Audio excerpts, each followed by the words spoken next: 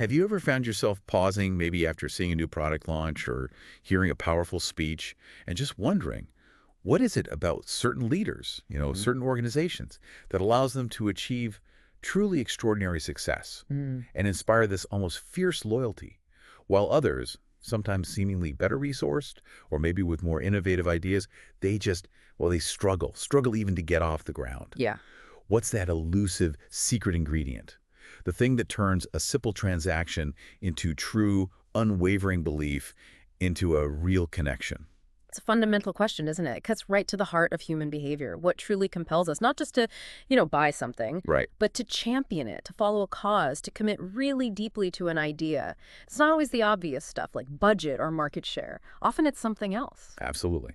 And that's precisely our mission for today's deep dive. We're embarking on an in-depth exploration of Simon Sinek's profoundly transformative work, Start with WHY. Great book. Yeah. Foundational. It really is. Yeah.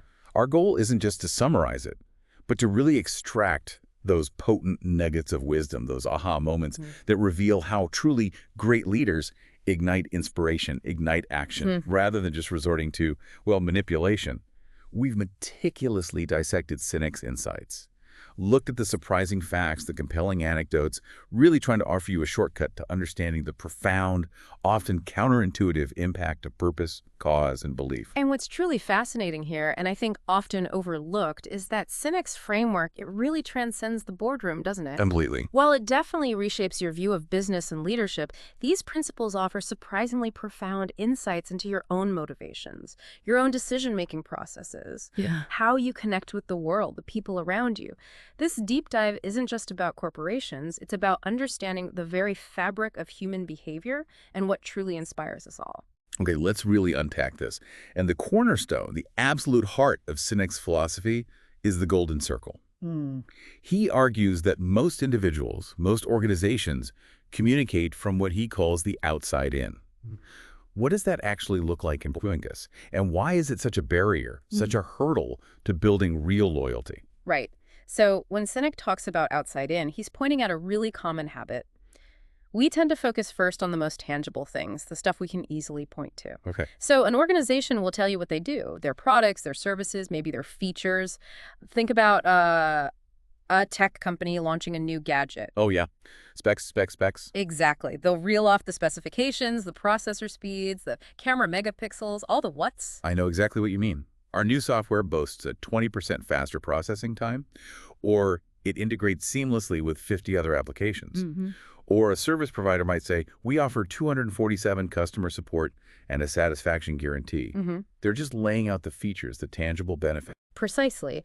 And the critical consequence, the real downside of this what-first approach is that it appeals almost exclusively to the rational, logical part of our brain, the neocortex. Okay. It gives us data points, facts, figures, which, sure, that can lead to a logical transaction. You might buy the product because it's cheaper or it performs better on paper. Makes sense. But here's the kicker. It very rarely, if ever, fosters deep, unwavering loyalty or a true emotional connection. You might need the product, you might buy the product, but you won't truly believe in the company behind it. It sounds a bit like that bad date analogy Sinek uses, doesn't it? Where someone just sits down and rattles off their accomplishment. Yeah, it's a great analogy. Their degrees, their job titles, their travels, Yeah. all the what they've accumulated. It's perfect. Imagine being on that date. This person is telling you what they've done, maybe even how they're accomplished, perhaps trying to impress you with their unique talents or experiences. Right. But throughout the entire conversation, they never articulate why they pursued those things, what truly drives them, what they actually believe in, what their core purpose is. How would that feel? It would feel, well, disconnected. Yeah. Completely. Yeah. You might intellectually acknowledge their resume, sure, but there'd be no spark, no real interest in a second date. You're missing that deeper sense of who they are. It wouldn't inspire any kind of bond, would it? Exactly. You might have a polite conversation, a transactional exchange of pleasantries, but you certainly wouldn't feel inspired to build a lasting relationship or become like a loyal confidant. No way. And the same principle applies directly to companies. You might buy their product out of necessity, maybe convenience, but you won't become a passionate advocate. You won't wear the t-shirt, so to speak. So Sinek's elegant solution to this whole outside-in problem is the golden circle. It's this beautiful, simple, visual 3 concentric rings. The outer one is what? Then HOW, and right at the very core, the really powerful one, WHY. Can you just illuminate these layers for us? Break them down. Absolutely. Let's peel back these layers, starting from the outside. At the surface, the broadest ring, we have what? This is the easiest thing for any company, any individual, any organization to identify and talk about. Okay. It's the tangible product or service they offer. So for Apple, for example, they make computers, phones, tablets, watches. That's their what. They make cool gadgets. Everyone knows that. Right. And the next layer in, the HOW, how does that differ? The HOW is about a company's differentiating factors.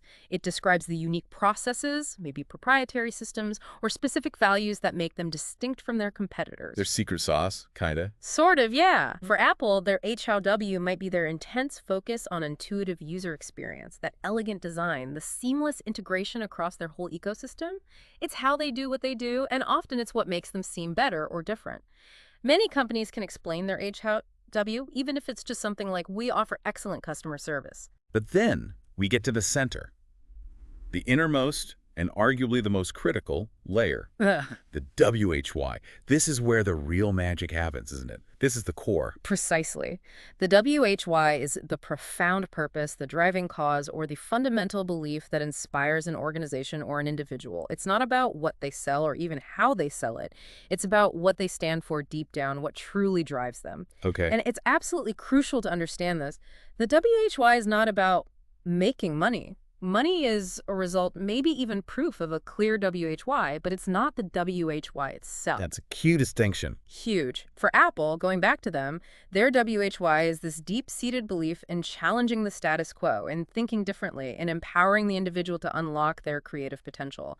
It's almost about rebellion against the ordinary, you could say. And the real power comes from communicating from the inside out, right? Starting with that deeply felt WHY. Exactly. Truly inspiring leaders and organizations, they fundamentally flip the script. They begin with their WHY. The WHY then naturally informs their how the actions they take, and ultimately it dictates their what the products or services they offer as proof. This inside-out principle is what allows them to bypass just the rational, fact-based processing part of the brain and connect deeply, resonate with the emotional, instinctual part of our being. That's where true loyalty and decision-making actually reside. That's where the biology comes in. And honestly, this is where it gets really fascinating for me. Because Sinek doesn't just offer a theory, right? He grounds it in how our brain is actually wired. It explains so much about human behavior. It's incredibly elegant when you grasp it. The golden circle isn't just some business school framework. It's a direct reflection of our neurobiology. All those facts, features, figures, the language itself that gets processed by the neocortex. The newer part of the brain. Right, the newest part, the highly evolved outer layer. It handles rational thought, analytical processing, and importantly, language. That's why we find it so easy to list features or specifications. We have the language for it. So when a car company tells me their new model has, 300 horsepower and an 8-speed transmission, yeah, my neocortex is happily crunching those numbers. Correct. But here's the profound biological distinction. The HOW, and especially the WHY, are processed by the limbic brain. Okay, the older part. Much older, more primitive, seated deeper within. It's responsible for all our feelings, trust, loyalty, love, connection, and most critically, it's responsible for all decision-making. Wow. And here's the kicker, the truly mind-blowing part. The limbic brain has no capacity for language. Hang on. So we literally make our most significant decisions, the ones driven by feeling and trust, in a part of our brain that can't actually articulate why it made that decision. Precisely. That explains so much. That's why we so often say a decision just feels right, even if we can't logically explain it. It's the origin of those gut decisions. That's exactly it. That intuitive feeling, that visceral sense that something is correct even if you don't have all the logical arguments lined up, that's your limbic brain talking. It's why a teacher might tell a student to trust their first instinct on a multiple choice test. The more you overthink it with your neocortex trying to rationalize, the more you second guess that initial powerful limbic choice. Right. So the fundamental flaw of only communicating what and how is that you completely bypass the very part of the brain that drives behavior, commitment, and lasting loyalty. You appeal to the rational, but you miss the emotional core entirely. I can totally relate to Sinek's example of buying a flat-screen TV. You go to the store, the salesperson bombards you with specs, resolution, refresh rates, all the watts. Yep. You make a logical decision based on those facts. Okay. But then you go to a friend's house, they have a different TV, and suddenly you feel this pang of uncertainty, maybe even a little buyer's remorse. Mm-hmm. You don't know if their TV is objectively better spec-wise, but something just feels off. Like maybe you made the wrong choice. That's the limbic brain signaling. It's saying the rational purchase wasn't fully satisfying its deeper need for connection, maybe belonging, or maybe just that feeling of rightness. The decision lacked an emotional anchor, a WHY. It's also really clear in that fascinating anthropological research into laundry detergent. Remember that? Consumers told researchers they wanted whiter whites and brighter brights, the word. Perfectly rational. Sure. But when anthropologists actually embedded themselves in homes, watched people do laundry, they uncovered something much deeper. The true, often unarticulated WIY wasn't just about cleaning power, it was about the emotional satisfaction of nurturing their family, feeling competent as a caregiver, maybe even a sense of control. Wow. The emotional connection wasn't about literal whiteness, it was about pride and care and maybe even love. It was way deeper than just the what. This biological underpinning, it just makes so much sense when you look at companies and movements that have truly inspired millions. Let's dive into some of those compelling case studies, starting with that almost poetic contrast between the Wright brothers and Samuel Pierpont Langley. Oh, this is probably the most vivid illustration of the golden circle in action. So, turn of the 20th century, Samuel Pierpont Langley was, by all conventional measures, perfectly positioned to achieve the first powered flight. He had everything going for him. Everything. Huge grant from the War Department, $50,000, which is an astronomical sum back then. He assembled a team of the finest scientific minds, had access to the best materials, constant glowing media attention. The press loved him. They did. Everyone expected him to be the first to conquer the skies. His motivation, though, was fundamentally extrinsic. Personal fame, wealth, recognition, a clear... what? He wanted to be the first to fly. That was his goal. And then, just a few hundred miles away, you have Wilbur and Orville Wright just tinkering away in a bicycle shop in Dayton, Ohio. Virtually no funding, tiny team of mechanics, definitely no media fanfare. They seem to have every disadvantage imaginable. Exactly. Yet, they possess something Langley critically lacked. An unwavering, passionate WHY. They were driven by this profound belief that if they could just figure out powered flight, it would fundamentally change the world. It would benefit humanity as a whole, not just them. It wasn't about them. No. It was an insatiable curiosity, this deep desire to solve the seemingly impossible problem of balance and control in the air. That was their clear, intrinsic WHY. And that belief inspired their small team to endure countless failures, crashes, setbacks, day after day. Because they believed too. Because they were all driven by that shared conviction, that shared dream. And the dramatic outcome, well, it speaks for itself. It absolutely does. Langley's machine, despite all the resources and scientific firepower, failed catastrophically in public trials, humiliatingly. And crucially, just days after the Wright brothers successfully made their historic flight at Kitty Hawk, Langley quit. Just like that. Just like that. His motivation, tied to a tangible what, like fame and wealth, was fleeting. Once his objective was achieved by someone else, his internal drive just evaporated. Wow. The Wright brothers, on the other hand, persevered through years of setbacks precisely because their inspiration came from an enduring internal WHY. They didn't just pay for talent. They excited the human spirit of those around them, fostering this incredible collective commitment to a shared dream. That really underscores how a clear WHY doesn't just fuel resilience. It acts like a magnet for true collaborators, for people who believe what you believe. Another iconic example Sinek uses is Apple. They didn't invent MP3 players, they didn't invent smartphones, yet they came to dominate those markets. How? Apple is just a masterclass in starting with WHY. Their WHY, right from their earliest days, maybe even garage days, has been about challenging the status quo, empowering the individual, believing in unconventional thinking. Think different. Exactly. That wasn't just a clever marketing slogan. It was their guiding principle, their core belief. Their products, the Mac computers, the iPods, the iPhones, they are not the reason people buy them. They are simply the tangible proof of Apple's deep-seated WHY. People buy into what Apple believes. And that's where they so powerfully differentiated themselves from competitors, isn't it? I mean, take the iPod, for instance. Absolutely. It's a fantastic case study. Many people forget Apple didn't invent the portable MP3 player. Creative Technology Ltd. had a 5 GB portable music player on the market nearly 2 years before the iPod was even conceived. 2 years. Yeah, and how did Creative advertise it? As a 5 GB MP3 player. A classic what statement, all about features and capacity. Makes sense rationally. Rationally, yes. Yeah. But Apple, in stark contrast, introduced the iPod with a simple, evocative phrase, 1,000 songs in your pocket. The benefit, the feeling. Exactly. They immediately connected to the feeling it would give you, the empowerment, the sheer possibility of carrying your entire music library with you.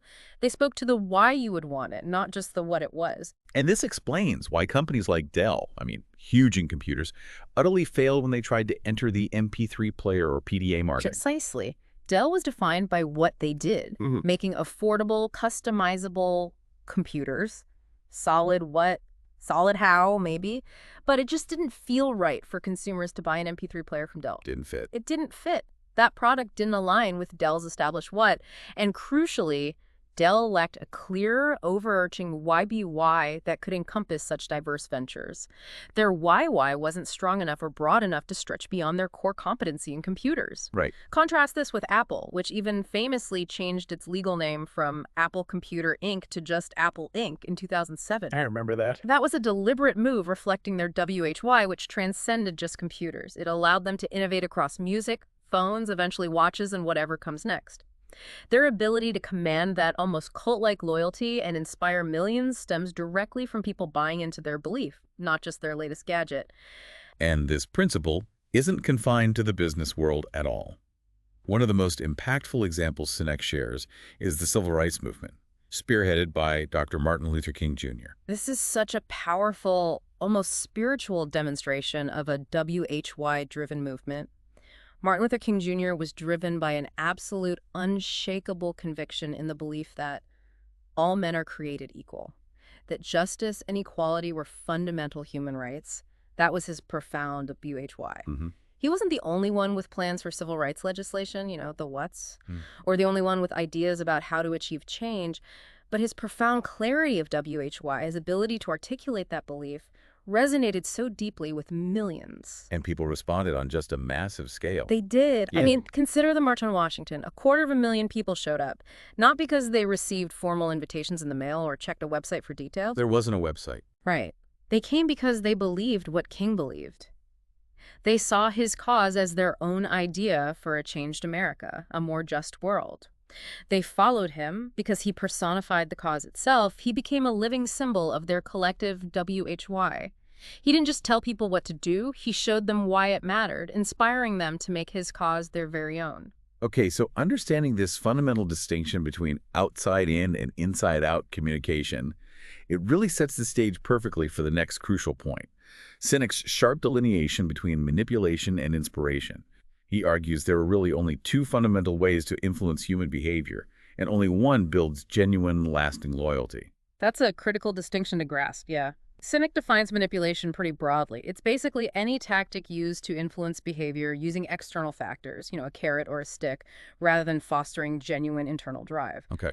And while it's often benign, maybe even necessary sometimes, and incredibly common in business and politics, its fundamental flaw is its short-term focus. Manipulations might yield quick gains, a sale, a vote, a temporary bump in market share, but they consistently fail to build lasting loyalty or profound trust.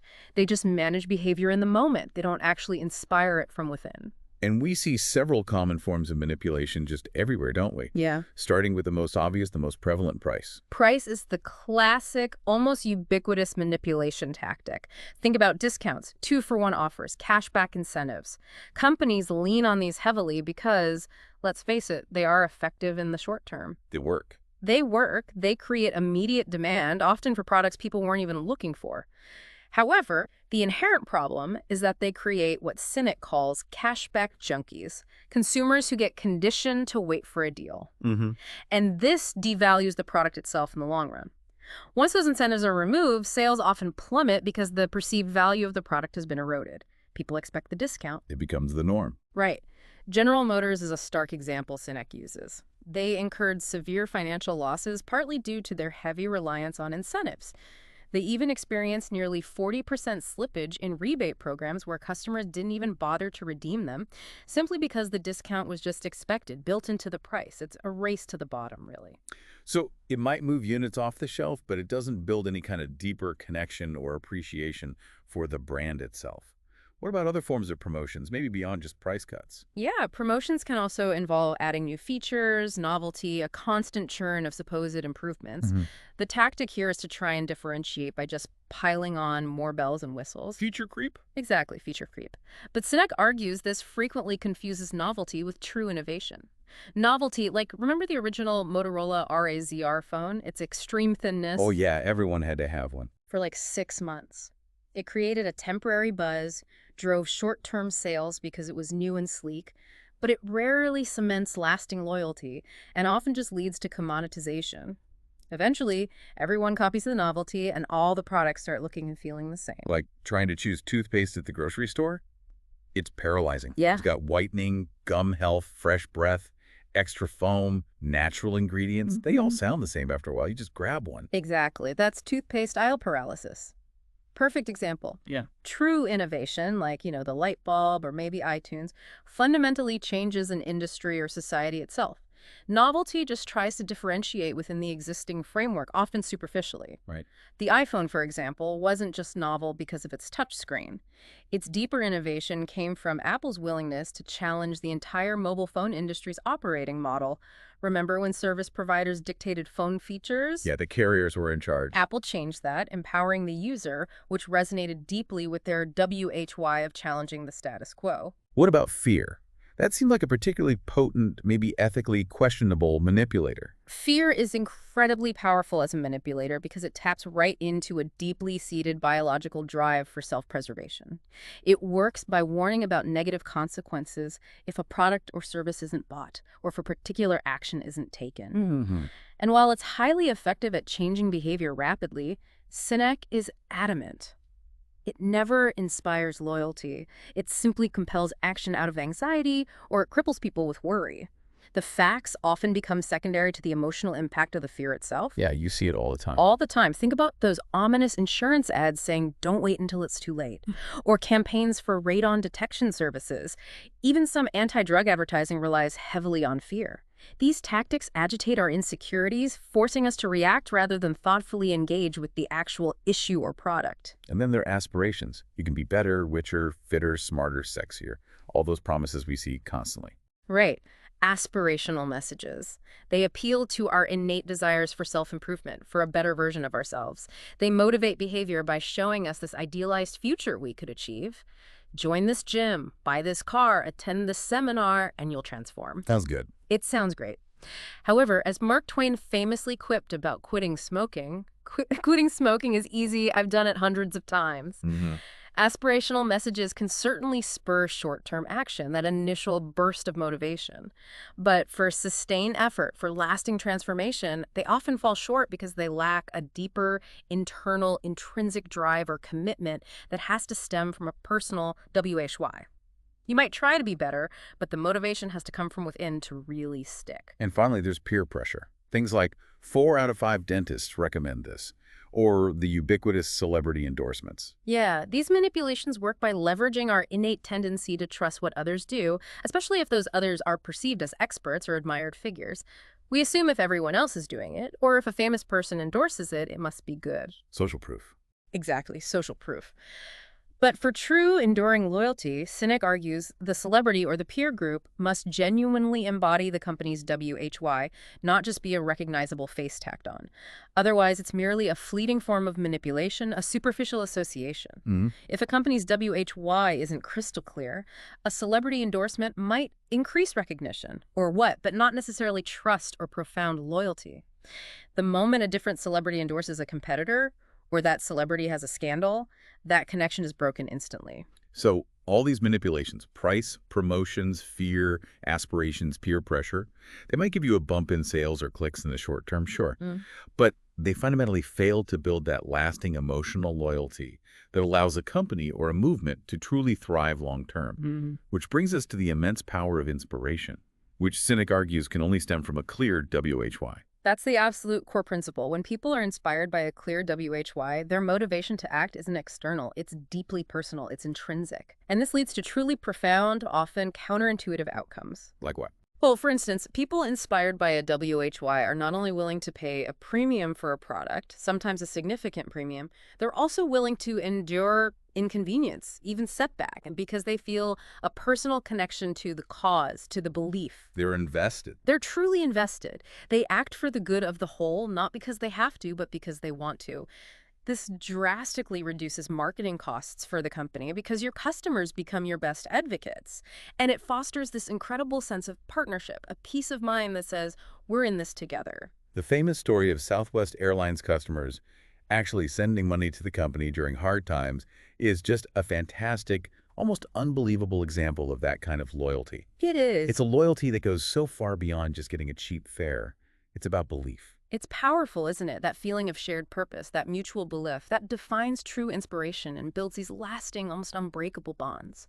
It just shows the incredible strength of a connection rooted firmly in WHY, #WaveY, the emergence of trust and the role of leadership. Okay, so this whole concept of intrinsic motivation, deep connection, it leads us perfectly into the emergence of trust, which Sinek identifies as the fundamental bedrock, the absolute foundation for the advancement of any individual, any family, company, or even society as a whole. Trust is absolutely paramount. Without it, everything breaks down. We can't reliably predict behavior.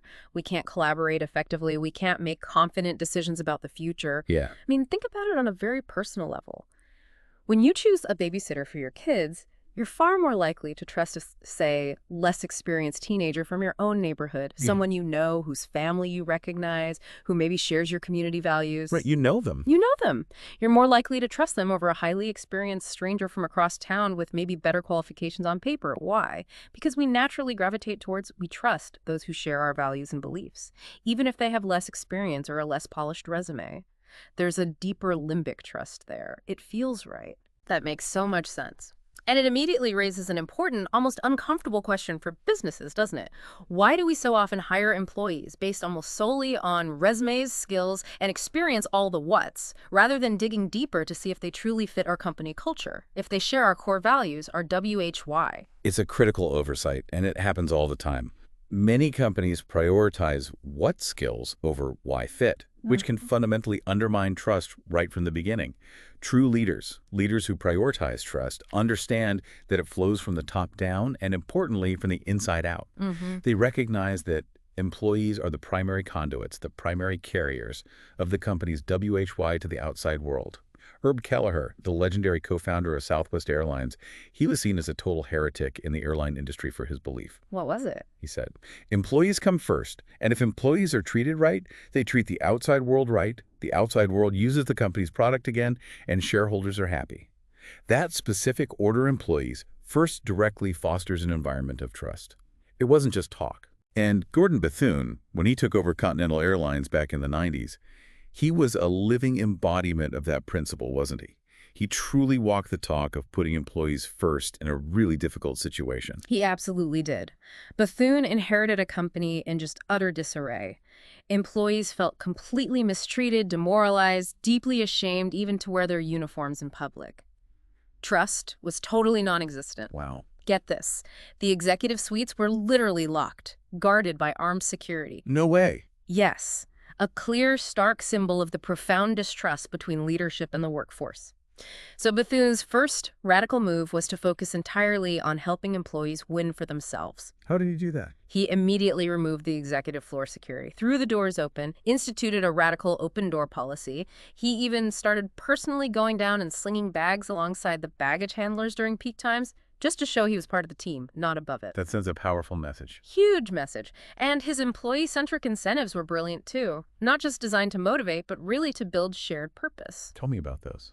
Okay, so Continental at the time had the absolute worst on-time performance rating in the entire industry, costing them millions. Bethune announced that if Continental ranked in the top 5 for on-time performance each month, every single employee, pilots, baggage handlers, office staff, everyone would get a $65 bonus. Okay.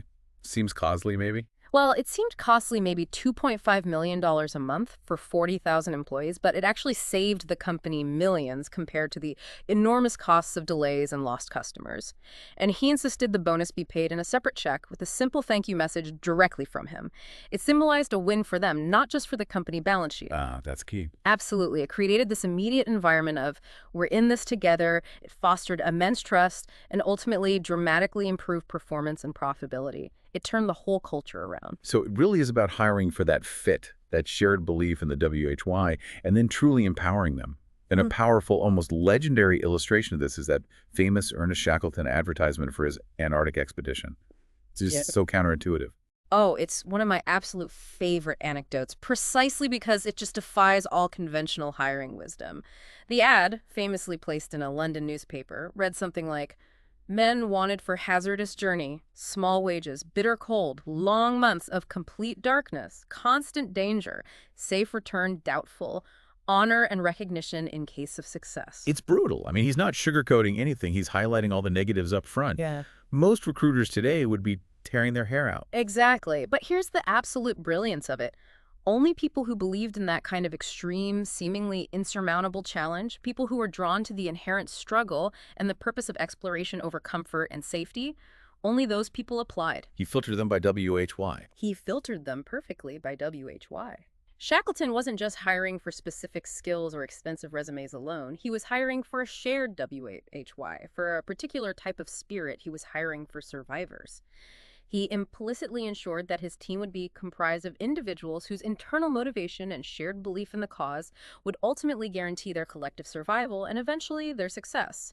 It wasn't just about his success, it was about theirs. Amazing. And companies like Southwest Airlines, they continue this practice today, prioritizing hiring individuals who genuinely embody their WHY, their spirit, sometimes even over raw experience.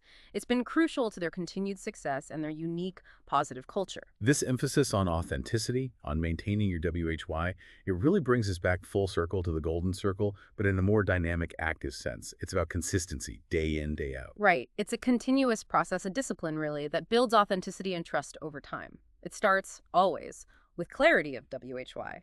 Truly knowing why you do what you do. If people buy why you do it, as Sinek says, then that purpose must be crystal clear and unwavering. Then comes the discipline of HBAYA. Your core values, your guiding principles, they must align directly with your WHY. They're the actions you take to bring your WHY to life. For Southwest, their promise of low fares was a HW. It was a way to achieve their WHY of championing the common man, making air travel accessible. The HLW is how you operationalize your WHY. And finally, the consistency of what? This seems absolutely vital because it's what the outside world actually sees and touches and experiences. It is. Everything you say and do, your products, your marketing campaigns, your internal culture, even who you hire and who you might have to let go, must be absolutely consistent with your WHY. We live in a tangible world, right? So your whats are the only real way people can truly see, hear, and feel what you believe. It's the proof. It's the proof. When all three layers, WHY, how, and what, are in perfect balance, operating in harmony, authenticity emerges. And that authenticity is what leads to genuine trust and profound loyalty. Without that balance, companies are forced to revert back to manipulation tactics, and they inevitably become indistinguishable. Just another commodity in a crowded market, losing that special spark. And this authenticity, this trust built on consistency, it's crucial even in the most high-stakes life or death environments. That military example Sinek gives of General Jumper and Captain Laurie Robinson, that one always sticks with me. It's such a powerful, almost chilling story about the fragility of trust when the WHY gets obscured, even for a second. General Jumper, an incredibly experienced fighter pilot, was in a complex training exercise. Captain Laurie Robinson was his air traffic controller. Her entire job, her WHY in that moment, was to build absolute confidence and trust in her pilots, enabling them to push themselves and their aircraft right to the very limits of their capabilities safely. In a critical split-second decision, Jumper, under immense pressure, ignored Robinson's precise, life-saving instructions. He defaulted to his own immediate perception. He made a what-level decision, reacting just to the immediate data in front of him, forgetting the underlying why of their trust, their training, their established system. He nearly cost himself his life because trust broke down in that instant. Wow. And Robinson's commitment to her WHY, to that principle of trust and enabling others, it extends even now, years later, as a brigadier general. It does, and it's truly inspiring. As a brigadier general, she continues to live that WHY. Sinek notes she focuses on clearing a path for others and constantly reminds her subordinates, it is not about you, it is about the lieutenants behind you. It embodies her unwavering commitment to a cause greater than herself, fostering deep trust throughout the entire system. The profound insight here is this. When people don't trust that an organization is truly organized and operating to advance its stated WHY, passion just evaporates. People stop being inspired. They simply punch the clock. They do their jobs. And that's a recipe for mediocrity, or worse, failure, especially in high-stakes environments. Okay, so this inherent human need we have to connect with the WHY, to feel that sense of belonging and trust, it also fundamentally explains how ideas actually spread, how they catch on. Sinek brilliantly ties this into Everett Rogers' law of diffusion of innovations, which has always fascinated me. It's such a cornerstone for understanding how movements, products, or ideas gain traction in society. This law basically describes how new ideas or technologies get adopted across a population, and it's typically represented by that familiar bell curve. Right, the curve. And it divides the population into 5 distinct segments based on when they adopt something new. You've got the innovators, the very first 2.5% to jump on board. Then the crucial early adopters, the next 13.5%. Then the bulk of the population, the early majority, 34%, and the late majority, another 34%. And finally, trailing at the end, the laggards, the last 16%. And these groups behave very, very differently when it comes to embracing something new, don't they? It's not just a matter of timing, it's about their mindset. They absolutely do. Sinek categorizes them brilliantly as YDY buyers and what buyers, and this distinction is crucial for understanding diffusion. The innovators, and particularly the early adopters, that first 15% or so, they are the WHY buyers. Okay. They're driven by belief, by intuition, by a gut feeling that resonates with their worldview or identity. They are the ones willing to pay a premium, maybe endure inconvenience, stand in line, take risks on a new idea or product because it aligns with their core beliefs, not just because of its features. They buy the why. They are absolutely crucial for reaching a tipping point because they become the evangelists, the ones who tell everyone else. I can see myself in that perfectly sometimes. Like, I'm definitely an early adopter when it comes to certain technologies. I bought a Blu-ray player way back when the technology was still being perfected, even though it cost like 4 or 5 times more than a regular DVD player. Right? Why'd you do it? I just believed in the higher quality experience, the potential. My sister, on the other hand, she just doesn't get it. She's a total laggard with tech. Still rocking basic cable, maybe. Okay. But, ironically, she's an early adopter in fashion. Always has the latest styles, whereas I'm firmly in the late majority there. I just recently caved and bought some expensive designer jeans she recommended ages ago. And I admit they look good, but I still don't think they're worth the money. And I cannot, for the life of me, understand why she spent that much on them initially when they first came out. It seems crazy to me. But that perfectly illustrates Sinek's point. Your behavior regarding Blu-ray, which seems logical to you, seems irrational to your sister. And her behavior with designer jeans, logical to her, seems irrational to you. Exactly. It makes perfect sense to the individual because it's driven by where they sit on that adoption curve for that specific category, by what resonates with their inner WHY in that context. Now, the early and late majority, and the laggards, the bulk of the market, they are the what buyers? The pragmatists. The pragmatists. They need social proof, testimonials, trusted recommendations. They won't adopt something until others, specifically those influential early adopters, have tried it and proven its value and reliability. They wait for consensus. They need to see it working for people like them. So the critical tipping point for truly mass market success, getting beyond the enthusiasts, is achieved only after penetrating that initial 15 to 18% of the market, the innovators and those crucial early adopters. Exactly. Mass market success, the true tipping point where an idea really takes off, happens only after you've successfully reached and convinced somewhere between 15% and 18% of the market. This group, the early adopters, they are the crucial bridge to the mainstream. Okay. Trying to appeal directly to the pragmatic majority with just what's and HOW's features and benefits is incredibly expensive and largely ineffective because they aren't swayed by features alone. They need to see that others, people they trust, people whose values perhaps resonate with theirs, have already embraced the idea. This is why word of mouth, rooted in shared belief, is exponentially more powerful than mass advertising for crossing that chasm. This brings us to TiVo. Yeah. Sinek uses TiVo as such a poignant case study. Here's a company that had truly groundbreaking technology, all the conventional right stuff, funding, engineering, market conditions, but it still failed to truly inspire and cross that chasm into the mainstream. TiVo was, by all accounts, an incredible product. Revolutionary for its time, pausing live TV, recording shows easily. They had ample funding, fantastic engineering, seemingly ideal market conditions.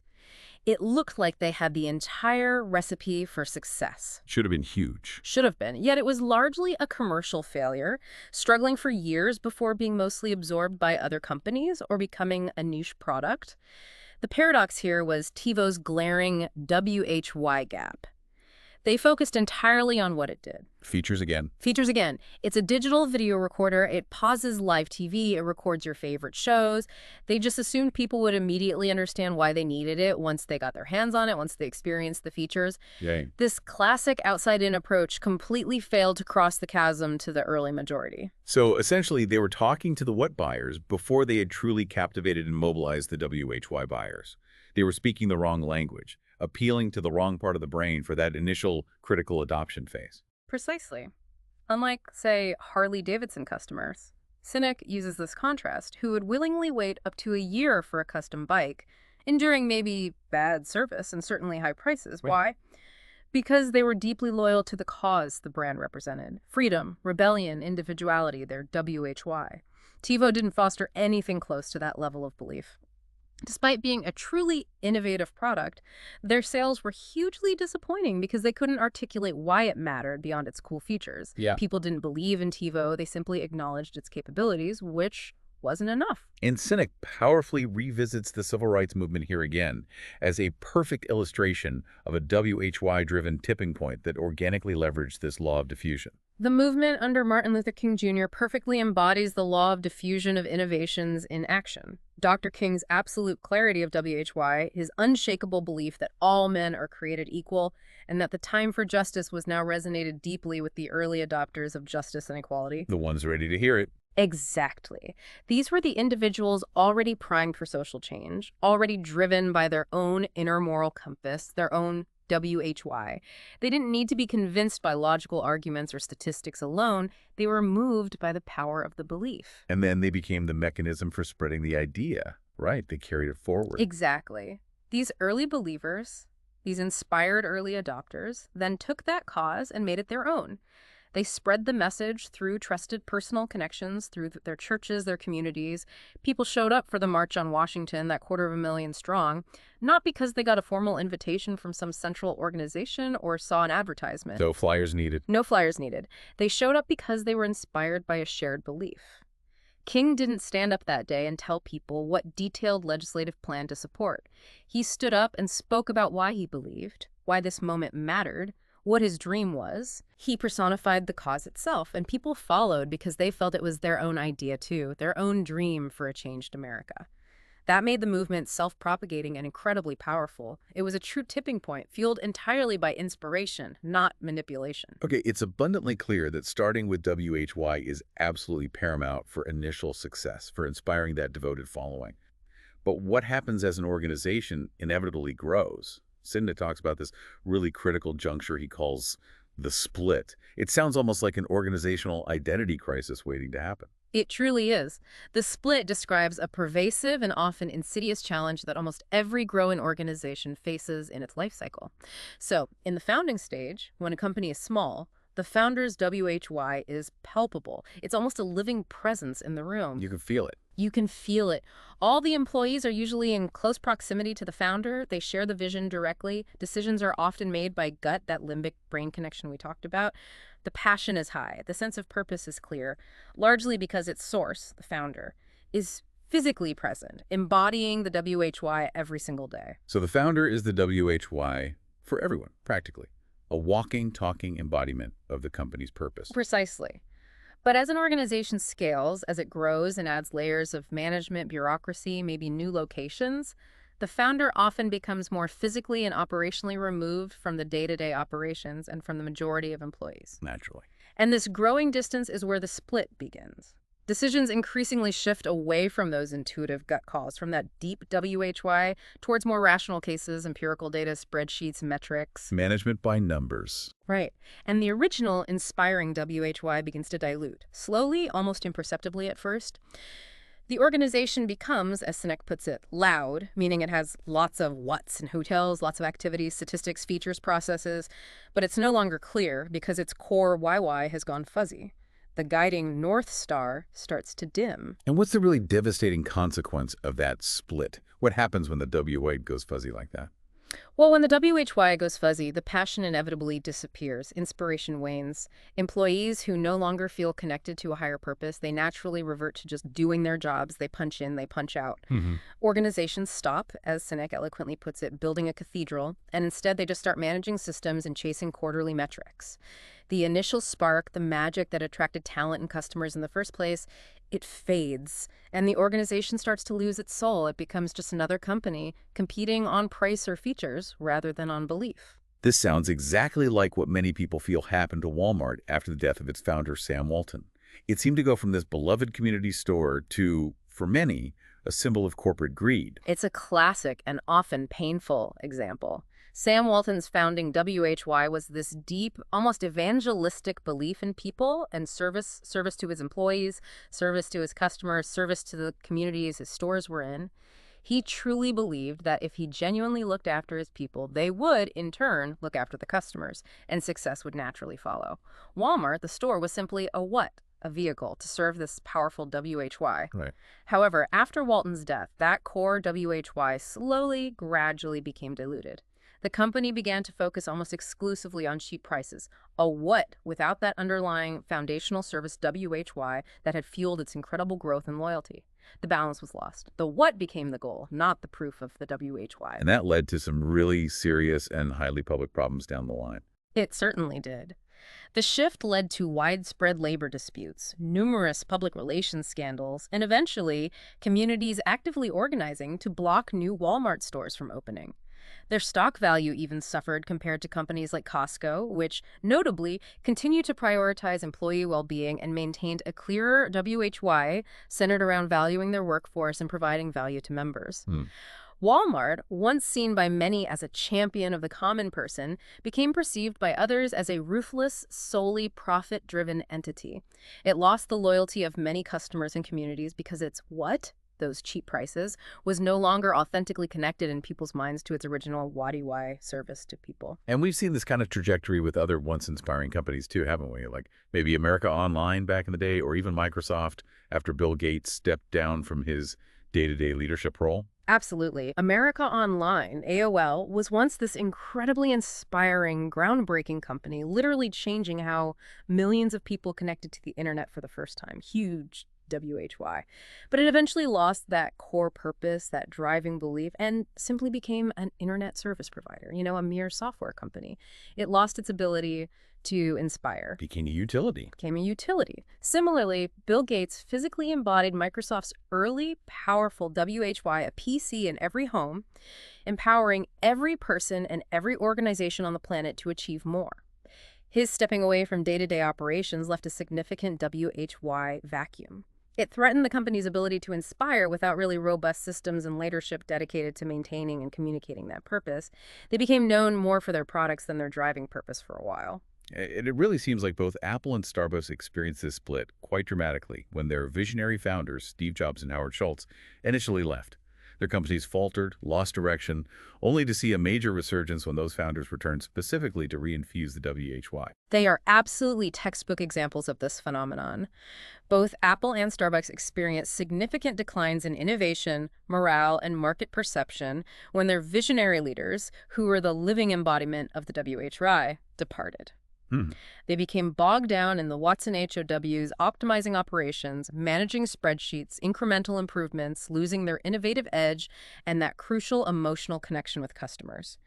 It was only upon the founders' dramatic returns that the original WHY was reignited, purpose was deliberately reinfused back into the culture, and the companies once again soared. It just powerfully highlights the critical need for an organizational mechanism, a system, to maintain the WHY beyond the presence of a single individual founder. So this implies a really crucial, almost symbiotic distinction Sinek makes between WY types and how W types in leadership and within an organization. It's not about one being better than the other, but needing both. Precisely. WHY types are the visionaries. They're the dreamers, the eternal optimists who can clearly articulate a compelling vision of a world that doesn't yet exist. They possess that deep conviction and foresight needed to start the movement, to paint the picture of a better future. Think of the Wright brothers' burning passion for flight, or Bill Gates' initial, almost audacious vision of a personal computer on every desk. They inspire the direction. Okay. And the HOW types? HO types are the practical builders, the implementers, the organizers, the doers who can take that grand vision and make it a tangible reality.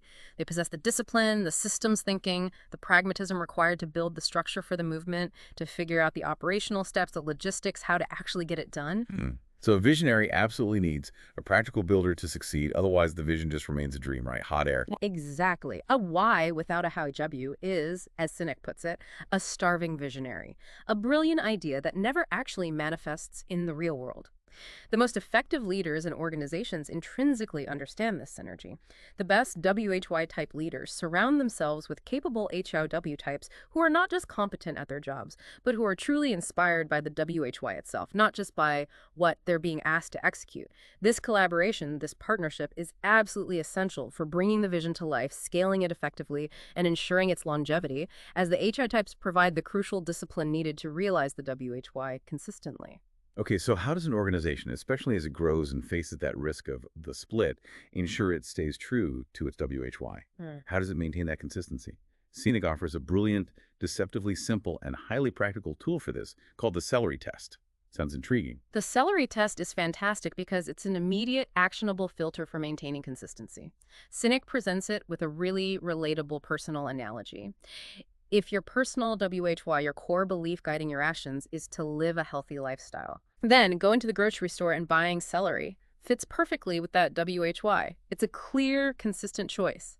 But that tempting slice of chocolate cake over in the bakery section, while delicious and maybe something you want in the moment, does not fit that stated WHY. Even if it's appealing, it's inconsistent with your core goal. So it's really about making conscious choices that actively align with your core belief, even when other options might seem attractive, maybe easier, or even profitable in the short term. It's about applying self-discipline that's aligned with your purpose. That's the absolute essence of it. Every single decision the organization makes, whether it's about launching a new product line, entering a new market, forming a strategic partnership, designing a marketing campaign, hiring a new employee, even deciding on the design of your office space. Every single one should be filtered through the WHY. Does this align? Does it consistently reinforce what we believe? Can you give an example? Sure. Volkswagen, for instance, famously failed with its luxury Phaeton car launch some years back. It was, by all accounts, a beautiful, technically advanced vehicle. But it was fundamentally inconsistent with their deeply embedded, long-standing WHY being the people's car. Right, affordable quality. Exactly. Affordable quality, reliability for the masses. Consumers just couldn't reconcile a super high-end luxury vehicle priced at over $60,000, maybe $70,000, with a brand that stood so strongly for accessibility and value. It didn't pass the celery test for Volkswagen's WHY. Whereas companies like Toyota and Honda handled this kind of market expansion very differently and much more successfully. They understood the celery test implicitly. When Toyota and Honda decided they wanted to enter the luxury car market, they didn't try to dilute their core brands by sticking a luxury price tag on a Toyota or a Honda.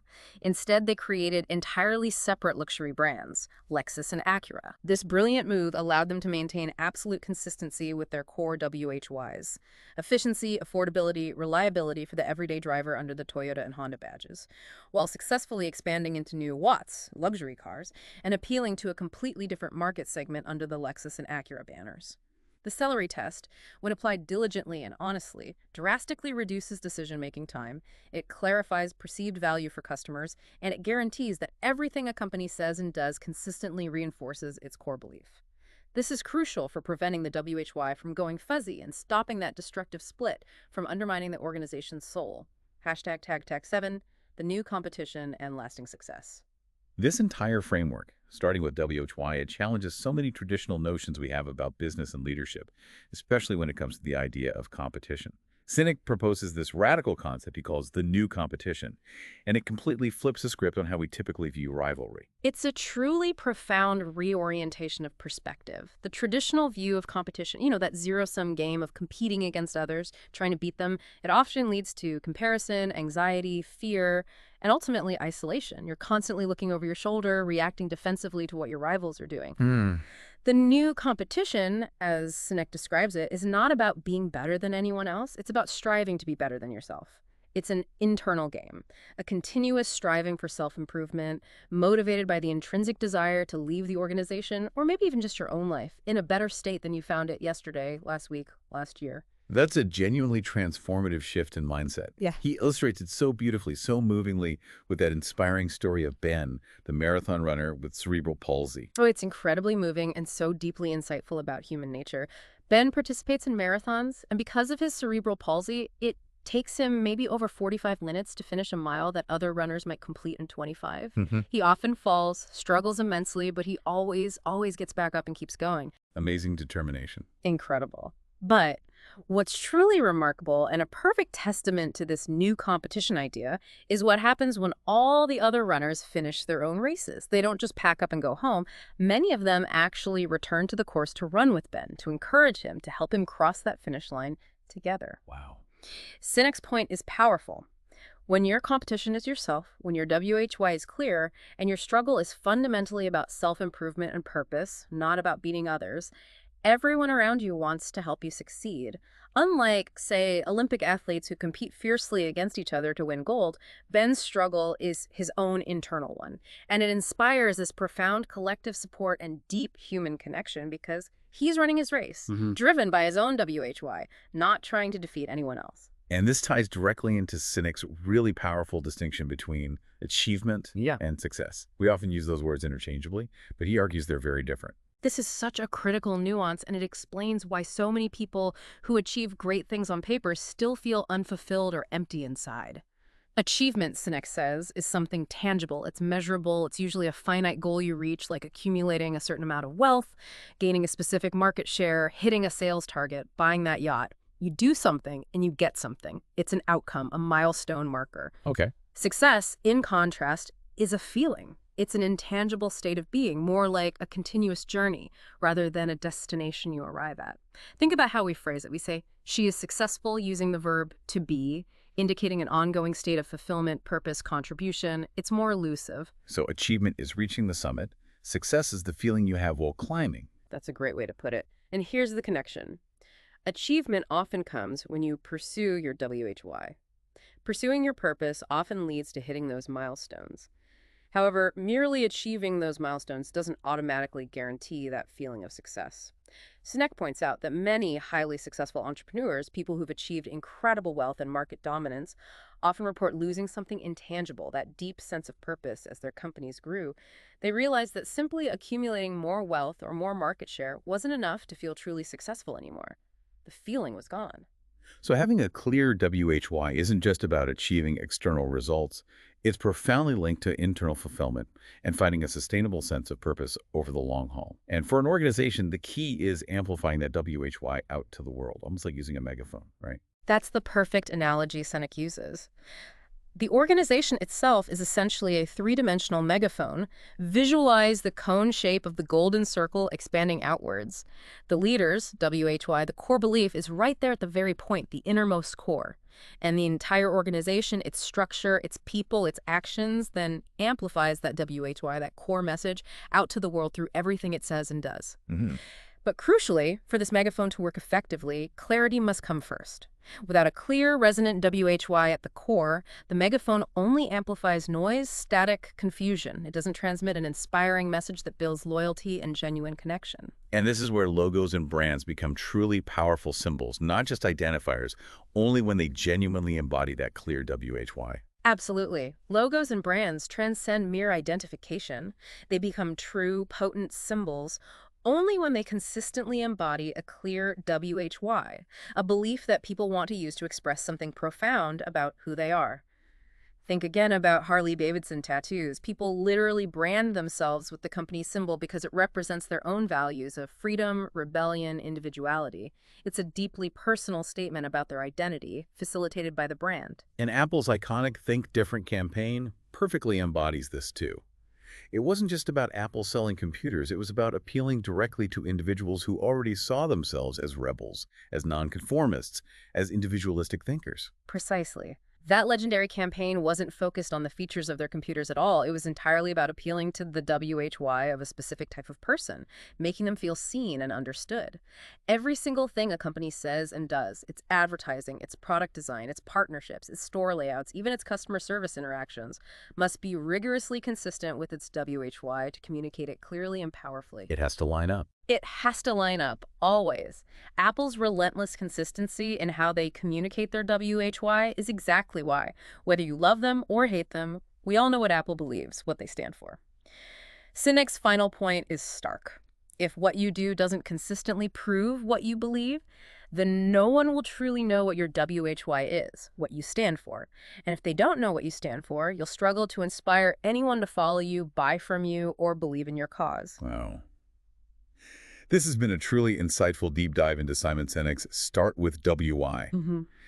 We've journeyed all the way from understanding the profound simplicity of the golden circle and the, frankly, astonishing biology of our decision-making, distinguishing the fleeting gains of manipulation from the enduring resonant power of genuine inspiration.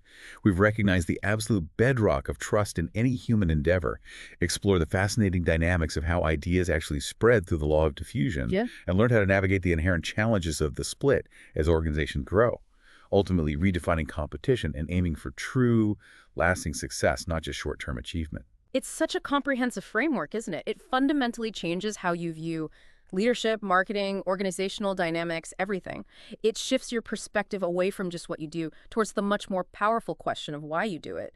But honestly, beyond all the business applications, the most profound insight, I think, lies in its direct, undeniable personal relevance for everyone. Which brings us perfectly to our final provocative thought for you, our listener, as you continue your own deep dive into what inspires you.